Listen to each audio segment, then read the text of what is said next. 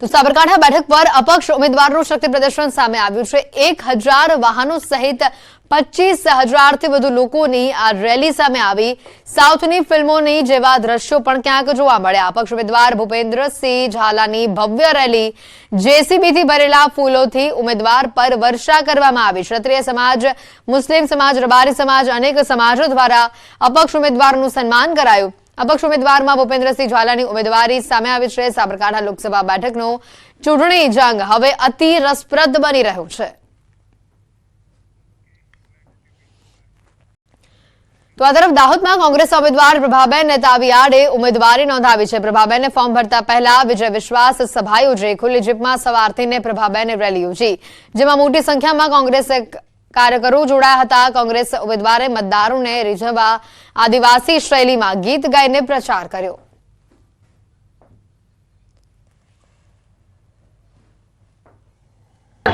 કોંગ્રેસ દ્વારા કરવામાં આવી રહ્યું છે, ત્યારે આપણી સાથે પ્રભાબેન છે। પ્રભાબેન સાથે વાતચીત કરીશું અને જાણીશું। આપણી સાથે પ્રભાબેન છે, પ્રભાબેન જોડે વાતચીત કરીશું। શું કહેશો પ્રભાબેન આજની વિજય વિશ્વાસ સભા વિશે અને બાઇક રેલી વિશે? અમારા બધા જ ઇલાકાના ભાઈઓ કોંગ્રેસ અને આમ આદમી પાર્ટીના ઇન્ડિયા ગઠબંધનના નેજા હેઠળ આજે અમે આવ્યા છીએ।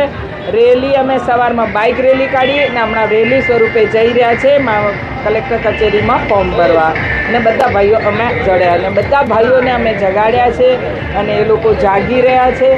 અને પેલો કહે છે ને, જાગ જાગ મારા આદિવાસી ભાઈ તામા કાણી નિંદરામાં હુતા હો, જાગ જાગ મારા આદિવાસી ભાઈ તામા કાણી નિંદરામાં હુતા હો, ધરતી મારે તરહે મરી ગઈ કાણી નિંદરામાં હુતા હો, ભણેલા છોરા રખડી જાય હે કાણી નિંદરામાં હુતા હો, બેનોનું તે અપમાન થાય હે કરી નિંદરામાં ઉઠતા હો, ભાઈઓને તો હેરાન કરે કરી નિંદરા। આ બધા અમારા પોઈન્ટ છે। 1 લાખ કરતાં વધારે વોટથી જીત્યું। ચોક્કસથી કહી શકાય કે અત્યારે જે પ્રભાબેન દ્વારા જીતનો સંકલ્પ કરવામાં આવ્યો છે અને 1 લાખથી વધુની વોટથી જીતવાનો હાકલ કર્યો છે। સૌરભ ગેહલોત, ન્યૂઝ 18 ગુજરાતી, દાહોદ। તો ભરૂચ લોકસભા બેઠક પર ઇન્ડિયા ગઠબંધનના ઉમેદવાર ચેતર વસાવાએ આજરોજ ઉમેદવારી પત્ર ભર્યું હતું। તેમની સાથે પરિવારજનો તેમજ આમ આદમી પાર્ટી અને કોંગ્રેસના આગેવાનો પણ ઉપસ્થિત રહ્યા હતા। ગતરોજ ચેતર વસાવાની જન આશીર્વાદ યાત્રાનું આયોજન કરવામાં આવ્યું હતું, જેમાં પંજાબના મુખ્યમંત્રી ભગવંત માન, ગુજરાત પ્રદેશ કોંગ્રેસના પ્રમુખ શક્તિસિંહ ગોહિલ, આમ આદમી પાર્ટીના પ્રદેશ પ્રમુખ ઈશુદાન ગઢવી તેમજ મોટી સંખ્યામાં લોકો જોડાયા હતા। આજરોજ ચેતર વસાવાએ કલેક્ટર કચેરી ખાતે તેઓનું ઉમેદવારી પત્ર ભર્યું। તેમની સાથે તેમના પરિવારજનો ઉપરાંત આમ આદમી પાર્ટીના જિલ્લા પ્રમુખ પિયુષ પટેલ, ભરૂચ જિલ્લા કોંગ્રેસના પ્રમુખ રાજેન્દ્રસિંહ રાણા સહિતના આગેવાનો ઉપસ્થિત રહ્યા। આ પ્રસંગે ચેતર વસાવાએ મીડિયા સાથેની વાતચીતમાં તેમની ભવ્ય જીતનો દાવો કર્યો। ઇન્ડિયા ગઠબંધનના ઉમેદવાર તરીકે મારી સાથે કોંગ્રેસ અને આમ આદમી પાર્ટીના તમામ સાથીઓ રાત દિવસ મહેનત કરે છે, ત્યારે આ વખતે ભરૂચની જનતા પરિવર્તન ઈચ્છે છે અને આ વખતે ભરૂચ લોકસભા અમે સારા માર્જિનથી જીતીએ છીએ એવો અમને પૂરો વિશ્વાસ છે। પાટણની વિગતો આવી રહી છે। કોંગ્રેસના ઉમેદવાર ચંદનજીએ ફોર્મ ભર્યું છે। કોંગ્રેસ ઉમેદવાર ચંદનજીનું જન આશીર્વાદ સંમેલન સામે આવ્યું। જાહેર સભામાં ચંદનજીનું ઇમોશનલ કાર્ડ સામે આવ્યું। પાઘડી ઉતારી મત માંગ્યા। પાઘડીની લાજ રાખવા અપીલ કરી। સાંસદ બનીશ તો ગરીબ વિદ્યાર્થીઓના શિક્ષણ માટે પગાર ખર્ચીશ તેવી વાત પણ કહી। પણ મારો જે પગાર આવશે એ પગાર આ વિસ્તારના, આ લોકસભાના વિસ્તારના તમામ મારા જે ગરીબ અને મધ્યમ વર્ગના જે વિદ્યાર્થીઓ છે અને શિક્ષણની પાછળ ત્યાં ખચરવાનો થશે, ત્યાં 1% ચંદનજી ઠાકોર અટકાશે નહીં એવી સૌને ગેરંટી આપી। છેલ્લે સમાજ અઢારે આલમ બેઠું છે। 2 હાથ જોડીને વિનંતી કરું છું અને પાઘડી ઉતારીને આપણી વચ્ચે વિનંતી ત્યાં ઉંદરામાં મેં મારા ખેતરપાલ દાદાએ પાઘડી ઉતારી હતી, આજે આપની વચ્ચે સમાજ વચ્ચે પાઘડી મૂકું છું કે મારી પાઘડીની લાજ રાખજો। અંતમાં નજર ટોપ 3 ખબરો પર। ગુજરાતના 2 જિલ્લામાં હીટવેવની આગાહી। પોરબંદર, જૂનાગઢમાં હવામાન વિભાગનું યલો એલર્ટ। આખરે ગરમીથી રહેજો સાવધાન। વલસાડના તિથલના દરિયાકાંઠા પર અવરજવર પર બંધી, કાંઠા પર બંદોબસ્ત, દરિયામાં મોટી ભરતી, ઊંચા મોજાઓ છોડી શકે. વડોદરાની વોક ઓન ફાયર રેસ્ટોરન્ટના ભોજનમાંથી નીકળ્યો વંદો, ફરિયાદી મહિલા સાથે સ્ટાફની દાદાગીરી.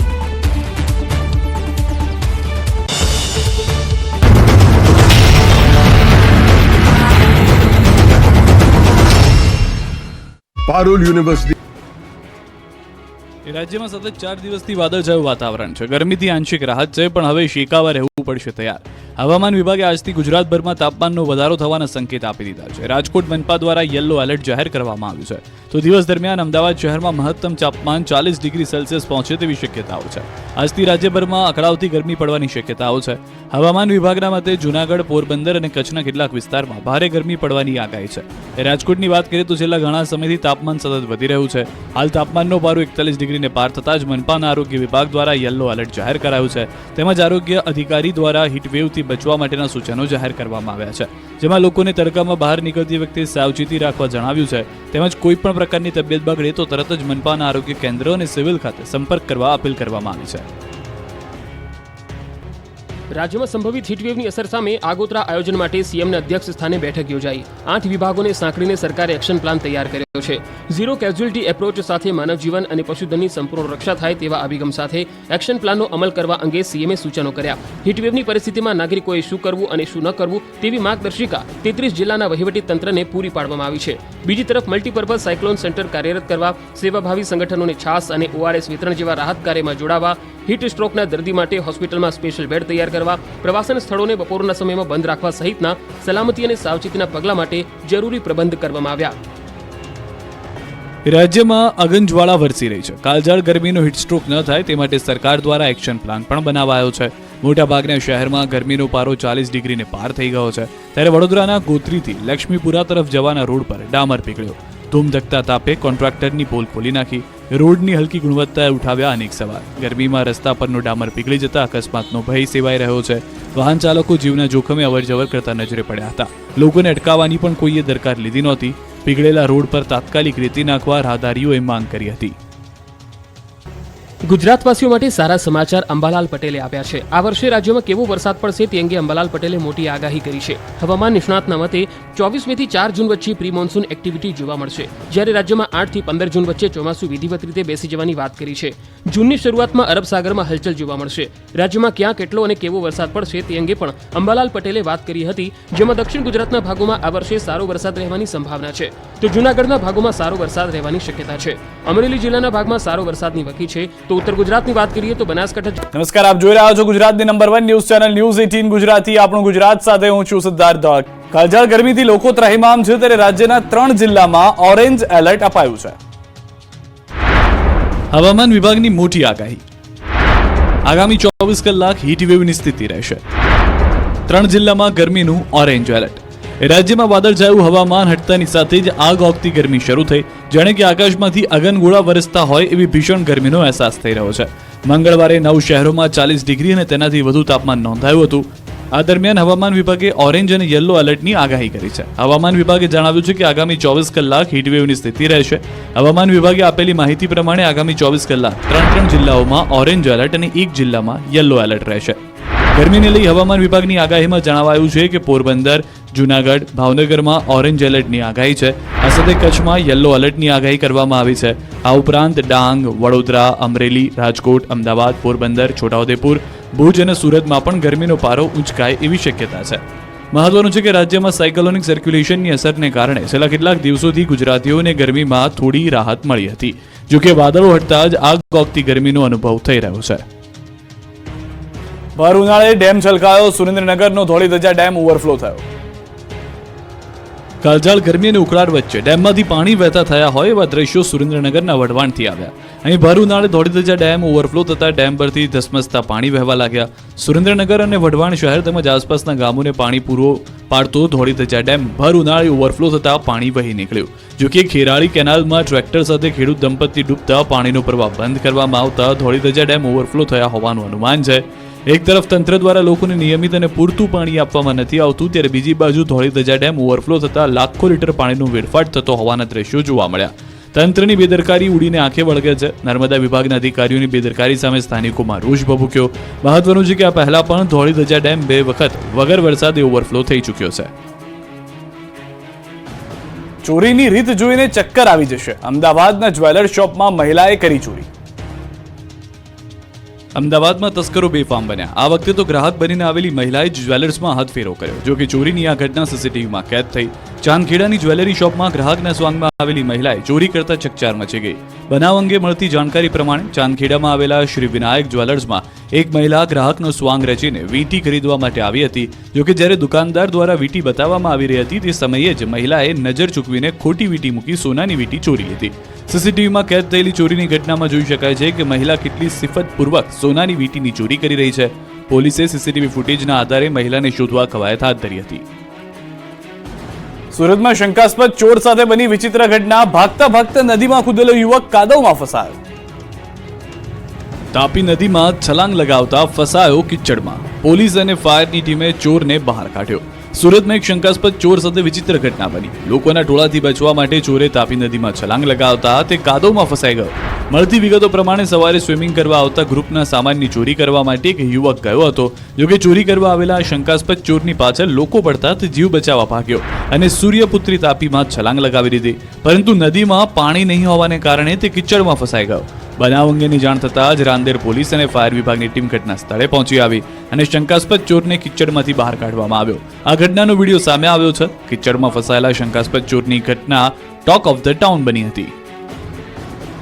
રાજકોટમાં પરેશ ધાનાણીના રૂપાલા પર ગંભીર આક્ષેપ. રૂપાલાની ઉમેદવારી પર આશંકા કરી સવાલ કર્યા. ગુજરાતમાં લોકસભા ચૂંટણી પહેલા રાજકારણ ગરમાયું છે, જેમાં સૌથી વધારે ચર્ચા રાજકોટ બેઠકની થઈ રહી છે. રાજકોટ બેઠક પર ભાજપે કેન્દ્રીય મંત્રી પરસોત્તમ રૂપાલાને જ્યારે કોંગ્રેસ દિગ્ગજ નેતા પરેશ ધાનાણીને ઉતારી ચૂક્યું છે. પરસોત્તમ રૂપાલાના ક્ષત્રિયો સામેના નિવેદન સામે હજી રોષ શમવાનું નામ નથી લઈ રહ્યો, ત્યારે કોંગ્રેસના ઉમેદવાર પરેશ ધાનાણીએ ભાજપ અને પરસોત્તમ રૂપાલા પર ગંભીર આક્ષેપ કર્યા. પરેશ ધાનાણીએ કહ્યું કે કોંગ્રેસનો બધો કકળાટ ભાજપમાં ગયો છે અને ભાજપમાં દાવાનળ જેવી સ્થિતિ સર્જાય છે. પરેશ ધાનાણીએ જણાવ્યું કે હું ઈશ્વરી શક્તિનો પાર માનું છું. કોંગ્રેસનો બધો જ કકળાટ છેલ્લા 15 વર્ષથી વટલાઈને કમલમમાં પહોંચી ગયો છે. આજે પણ મને વિશ્વાસ છે કે આ રાજકોટને ઈરાદાપૂર્વક રણ મેદાનમાં ફેરવવાનો ભારતીય જનતા પાર્ટી દ્વારા પ્રયાસ થયો છે. તો ધાનાણીના આક્ષેપો પર ભાજપ પ્રવક્તા રાજુ ધ્રુવે પ્રતિક્રિયા આપતા કહ્યું કે પરેશભાઈ અમરેલી છોડી રાજકોટ લડવા આવ્યા છે અને તેઓ દિવા સપનો જોઈ રહ્યા છે. તેમણે દાવો કર્યો કે રૂપાલા જીતશે અને ધાનાણી હારશે. રડવા પર શું થયું? રાજકારણ શરૂ થતાની સાથે જ રાજકારણમાં કોંગ્રેસના ઉમેદવારો ભાવુક થતા ગુજરાતનું રાજકારણ ગરમાઈ ગયું. આ વખતના જંગમાં ઇમોશનલ કાર્ડ પણ જોવા મળ્યું. 2 દિવસમાં કોંગ્રેસના 3 ઉમેદવારો ભાવુક થતા નજરે પડ્યા. સુરેન્દ્રનગર કોંગ્રેસ ઉમેદવાર રિત્વિક મકવાણા ફોર્મ ભરવા નીકળે તે પહેલા ભાવુક થયા. મકવાણા પરિવારજનોને મળી રહ્યા હતા તે સમયે ભાવુક થયા હતા. તો સાબરકાંઠા કોંગ્રેસ ઉમેદવાર પણ ભાવુક થયા. તુષાર ચૌધરી ચૂંટણી સભામાં સ્ટેજ પર જ રડી પડ્યા. ગેનીબેન ઠાકોર સ્ટેજ પર જ રડી પડ્યા. તો અન્ય એક ઉમેદવાર પિતાને યાદ કરતા જ નેતાના આંખમાંથી આંસુ સરી પડ્યા. પિતા અમરસિંહ ચૌધરીને યાદ કરી તુષાર ચૌધરી રડતા નજરે પડ્યા. તો સોમવારે ખુદ બનાસકાંઠા કોંગ્રેસ ઉમેદવાર ગેનીબેન ઠાકોર રડ્યા. ગેનીબેન ઠાકોર ફોર્મ ભરતા પહેલા પાલનપુરમાં ચડોતર સભા સંબોધી રહ્યા હતા, ત્યારે ગેનીબેન ચાલુ સભામાં સંબોધન સમયે જ રડી પડ્યા. જોકે કોંગ્રેસ ઉમેદવારના ભાવુક થવા પર હવે રાજકીય ટિપ્પણી શરૂ થઈ. ડીસા એમએલએ પ્રવીણ માળીએ નામ લીધા વગર પ્રહાર કર્યા. માળીએ કહ્યું, આખા દેશમાં 2 વિચારધારાની લડાઈ છે, એક જાતિવાદી અને બીજી રાષ્ટ્રવાદી. ચૂંટણીમાં દેશમાં 2 પ્રકારના લોકો મત માંગી રહ્યા છે. કોંગ્રેસના ઉમેદવારો આંસુ પાડીને મત માંગે છે. પદ્મિનીબાએ આખરે કર્યા પારણા. તબિયત લથડતા હોસ્પિટલમાં કર્યા પારણા. ઉપવાસ આંદોલન કરી રહેલા ક્ષત્રિય અગ્રણી પદ્મિનીબાની તબિયત લથડી હતી. પદ્મિનીબાની તબિયત લથડતા તેઓને હોસ્પિટલ ખસેડાયા હતા, જ્યાં તેઓએ 14 દિવસના ઉપવાસ બાદ પારણા કર્યા. ક્ષત્રિય મહિલા અગ્રણી પદ્મિનીબાની તબિયત લથડતા તેમને તાત્કાલિક અસરથી રાજકોટની એમ્સ હોસ્પિટલમાં ખસેડવામાં આવ્યા, જ્યાં ક્ષત્રિય અગ્રણી પીટી જાડેજા સહિતના આગેવાનોએ ટેલિફોનિક વાતચીત કરીને તેમને પારણા કરવાની અપીલ કરતા તેઓએ 14 દિવસ બાદ પારણા કર્યા હતા. મહંત માયાનંદજી માતાજીના હસ્તે ક્ષત્રિય મહિલા અગ્રણીએ પારણા કર્યા. સંતો અને ધાર્મિક આગેવાનોની હાજરીમાં પદ્મિનીબા વાળાએ પારણા કરતા તેઓના ઉપવાસનો અંત આવ્યો. મહત્વનું છે કે રૂપાલાની ટિકિટ રદ કરવાની માંગ સાથે તેમણે અન્નનો ત્યાગ કર્યો હતો અને છેલ્લા 14 દિવસથી તેઓ ઉપવાસ આંદોલન પર ઉતર્યા હતા. જો કે તબિયત લથડતા પદ્મિનીબાએ પારણા કર્યા. ક્ષત્રિય સંકલન સમિતિ પર પદ્મિનીબાને આ ગંભીર આરોપ. કયું સમાજને ગેરમાર્ગે દોરાયો, બહેનોનું કરાઈ રહ્યું છે અપમાન. સંકલન સમિતિની અમે સાથે છીએ અત્યારે આ લડાઈમાં. બાકી ભવિષ્યમાં હું સંકલન સમિતિ સાથે નહીં રહું. ક્ષત્રિય સમાજની સંકલન સમિતિ સામે પદ્મિનીબા વાળાએ ફરી તલવાર ખેંચી અને ગંભીર આક્ષેપ મૂક્યા. તેઓએ કહ્યું કે હાલ લડાઈમાં સંકલન સમિતિ સાથે છું, પરંતુ આગામી સમયમાં નહીં રહું. સમાજ અમારા બહેનો માટે બહાર નીકળ્યો છે, સંકલન સમિતિ માટે નહીં. સામાજિક પ્રશ્ને રાજકીયમાં ફેરવવામાં આવ્યા હોવાનો પણ પદ્મિનીબાએ આક્ષેપ મૂક્યો. રણનીતિ અમારી આખી બગાડી નાખી, નથી અમને બોલવા આપ્યા, હંમેશા અમારું અપમાન કર્યું છે. તો આજે હું અપમાન માટે તો હું બીજે લડત આપું છું. સમાજને જ અમારું અપમાન કરે તો શું વિચારવાનું? જે બહેનો સાચી લડત આપે છે એને ઇગ્નોર કર્યા છે. પદ્મિનીબાએ તો ત્યાં સુધી કહ્યું કે સંકલન સમિતિએ સમાજને ગુમરાહ કર્યો છે અને આખી રણનીતિ બગાડી નાખી. મહત્વનું છે કે ઉપવાસ આંદોલનના 14 દિવસે પદ્મિનીબાની તબિયત બગડતા તેઓએ પારણા કર્યા હતા. લલિત વસોયાનો અનોખો અંદાજ. શોભાયાત્રામાં લલિત વસોયાએ ઢોલ વગાડ્યો. ચૂંટણીના સમયમાં નેતાઓ અલગ અલગ અંદાજમાં દેખાતા હોય છે. જો કે આ વખતે લલિત વસોયા રામનવમીની શોભાયાત્રામાં અનોખા અંદાજમાં દેખાયા. રામનવમીની શોભાયાત્રામાં વસોયાએ ઢોલ વગાડ્યો. આટલું જ નહીં, તાનમાં આવી ગયેલા વસોયા તલવાર રાસ રમતા પણ જોવા મળ્યા. દેશભરમાં રામનવમીની ઉજવણી થઈ રહી છે, ત્યારે પોરબંદર કોંગ્રેસના ઉમેદવારોનો અનોખો અંદાજ જોવા મળ્યો. લોકસભાના ઉમેદવાર લલિત વસોયા રામનવમીની શોભાયાત્રામાં ઢોલ વગાડતા જોવા મળ્યા. સાથે જ તેમણે તલવારબાજી પણ કરી હતી, જેનો એક વિડીયો સોશિયલ મીડિયામાં વાયરલ થઈ રહ્યો છે. મહત્વનું છે કે આજે ધોરાજીમાં રામનવમી નિમિત્તે શોભાયાત્રાનું આયોજન કરવામાં આવ્યું હતું, જેમાં પોરબંદર લોકસભા બેઠકના ઉમેદવાર લલિત વસોયા ખાસ ઉપસ્થિત રહ્યા હતા.